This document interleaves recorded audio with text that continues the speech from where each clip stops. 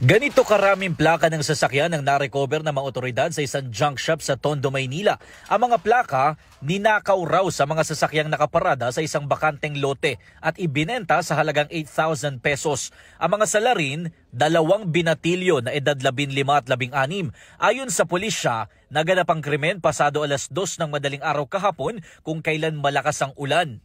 So sinamantala nila yung kalakasan ng ulan para hindi sila masyadong makita kasi madilim din doon sa area kung saan yung parking. So nakaka-alarma po yung nangyari na yon dahil marami pong nag-report dito na mga may-ari po ng sakyan.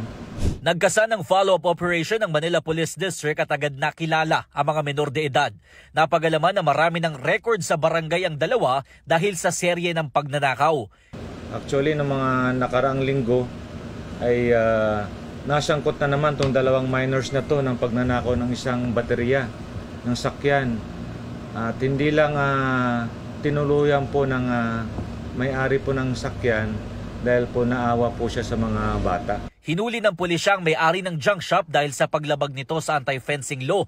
Wala namang indikasyon na posibleng gamitin ang mga plaka para makaiwas sa No Contact Apprehension Policy o NCAP dahil nakatupi na raw ang mga ito ng ibenta sa junk shop.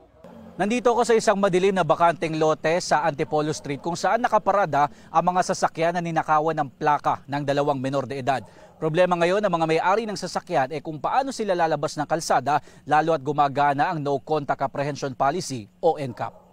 Hindi bababa sa 12 sasakyan dito ang nanakawan ng plaka. Bagamat nabawi ang mga plaka, hindi na ito mapapakinabangan ng mga may-ari ng sasakyan dahil bukod sa sirana ang mga ito, gagamitin din itong ebidensya sa kaso.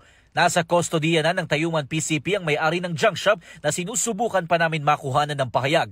Habang nasa women's section naman ng Abad Santos Police Station ang 2 binatilyo, hinihintay pa ang resulta ng kanilang dental aging test para masiguro na menor de edad ang dalawa.